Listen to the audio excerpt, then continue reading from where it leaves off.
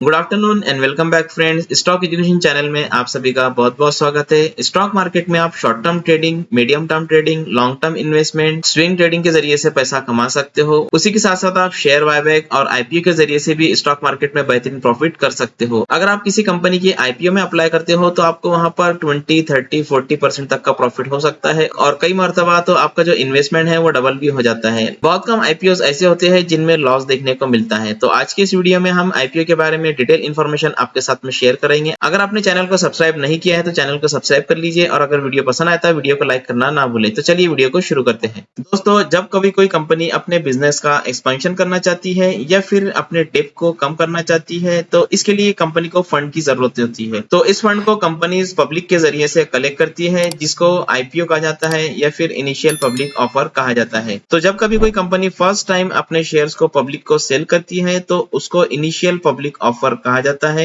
IPO एक ऐसा process है जहां पर कंपनी प्राइवेट लिमिटेड से पब्लिक लिमिटेड हो जाती है। तो मेनली दो टाइप्स के आईपीओ होते हैं, एक होता है मेन लाइन आईपीओ और दूसरा होता है एसएमई आईपीओ जिसको small and medium enterprise IPO भी कहा जाता है। मेन लाइन आईपीओ बड़ी कंपनीज लेकर के आती है जहां पर इशू साइज 100 करोड़ से ज्यादा का होता है और एसएमई आईपीओ स्मॉल कंपनीज लेकर के आती है जहां पर इशू साइज 100 करोड़ से कम का होता है। Main line IPO maximum 3 days के लिए ओपन होता है, वहीं एसएमई आईपीओ मैक्सिमम 4 डेज के लिए ओपन होता है। किसी भी कंपनी के लिए आईपीओ लाना एक कॉम्प्लेक्स प्रोसेस होता है। तो अगर कोई कंपनी आईपीओ लाना चाहती है तो उसको बहुत सारे डॉक्यूमेंट्स की जरूरत होती है। तो कंपनी को सबसे पहले डॉक्यूमेंट्स को प्रिपेयर करना होता है। उसके बाद में कंपनीज इन्वेस्टमेंट बैंक्स को हायर करती है। तो अगर कोई कंपनी आईपीओ को लाना चाहती है तो उसको इन्वेस्टमेंट बैंक्स को हायर करना होता है। इन्वेस्टमेंट बैंक्स वो बैंक्स होती है जो कंपनीज की हेल्प करती है आईपीओ को लाने में। इन्वेस्टमेंट बैंक्स और कंपनीज मिल करके डॉक्यूमेंट्स को प्रिपेयर करती है जिसको डीआरएचपी कहा जाता है। डीआरएचपी वो डॉक्यूमेंट्स होता है जिसमें कंपनी की history, business information, business risk, future plans etcetera information काफी डिटेल्स के अंदर होती है। उसके बाद में कंपनी को डीआरएचपी डॉक्यूमेंट्स को सेबी को सबमिट करना होता है जो कि security exchange board of India है। सेबी एक मार्केट रेगुलेटर है जो स्टॉक मार्केट को रेगुलेट करती है। जिस तरह से बैंक्स को reserve bank of India regulate करता है उसी तरीके से सेबी स्टॉक मार्केट को रेगुलेट करता है। तो कंपनी सेबी को डॉक्यूमेंट्स को सबमिट करती है। सेबी इन डॉक्यूमेंट्स की स्टडी करती है और स्टडी करने के बाद में कंपनी को परमिशन देती है कि वो आईपीओ को ला सकते हैं। सेबी की परमिशन के बाद में कंपनी और इन्वेस्टमेंट बैंक मिलकर के डिसाइड करते हैं कि आईपीओ का प्राइस रेंज क्या रखना है। इसको हम बोलते हैं finalisation of IPO price. IPO price finalise होने के बाद में आईपीओ को ओपन किया जाता है जहां पर पब्लिक आईपीओ में अप्लाई कर सकती है। तो चलिए अब हम आईपीओ से रिलेटेड कुछ इंपॉर्टेंट पॉइंट्स यहाँ पर देख लेते हैं। तो कंपनी और इन्वेस्टमेंट बैंक मिलकर के जो प्राइस रेंज को डिसाइड करते हैं वो कुछ इस तरीके से होता है। मान लेते हैं कि कोई कंपनी का प्राइस रेंज इस तरीके से डिसाइड किया गया है 1035 से लेकर 1050 तक। तो यहाँ पर जो फर्स्ट प्राइस होता है इसको हम कहते हैं फ्लोर प्राइस और जो लास्ट प्राइस होता है उसको हम बोलते हैं कैप प्राइस या फिर कट ऑफ प्राइस। अगर हमको आईपीओ में अप्लाई करना है तो हमको लॉट साइज में अप्लाई करना होता है जिसको बंडल्स कहा जाता है और एक बंडल की साइज मैक्सिमम 15,000 होती है।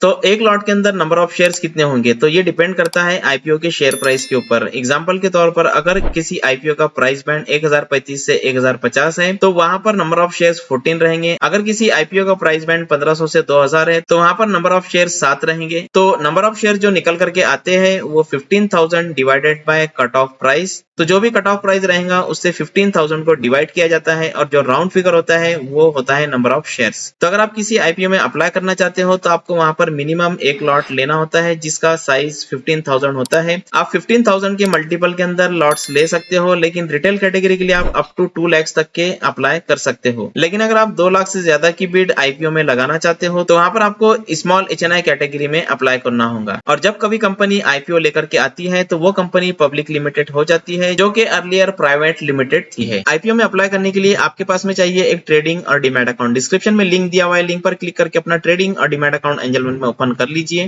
डीमैट अकाउंट ओपन करने के बाद में आपको एंजल वन मोबाइल एप्लीकेशन को ओपन करना है। एप्लीकेशन ओपन करने के बाद में आपको होम स्क्रीन के ऊपर आईपीओ का ऑप्शन दिखाई देगा। तो सिंपली आपको आईपीओ के ऑप्शन पर क्लिक करना है। आईपीओ के ऑप्शन पर क्लिक करने के बाद में आपको जो भी आईपीओ ओपन है वो यहाँ पर देखने को मिल जाते हैं। मान लेते हैं कि आपको इस आईपीओ में अप्लाई करना है तो सिंपली आप इस आईपीओ पर क्लिक कीजिए। आईपीओ पर क्लिक करने के बाद में आपको अप्लाई नाउ पर क्लिक करना है। अप्लाई नाउ पर क्लिक करने के बाद में आपको यहाँ पर नंबर ऑफ लॉट्स डालना है, यहाँ पर आपको आपका यूपीआई आईडी डालना है और सिंपली आपको अप्लाई फॉर आईपीओ पर क्लिक कर देना है। अप्लाई फॉर आईपीओ पर क्लिक करने के बाद में अपने ऑर्डर को कंफर्म कर दीजिए। इस तरह से आपका जो ऑर्डर है वो प्लेस हो चुका है। अब आपको यूपीआई पेमेंट को मैंडेट करना है। इसके लिए आपको उस एप्लीकेशन में जाना है जिसका आपने यूपीआई आईडी डाला है, वहां पर जाकर के आपको यूपीआई पेमेंट को मैंडेट कर देना है। तो इस तरह से आप एंजल वन मोबाइल एप्लीकेशन का यूज करते हुए आईपीओ में अप्लाई कर सकते हो। Thank you so much.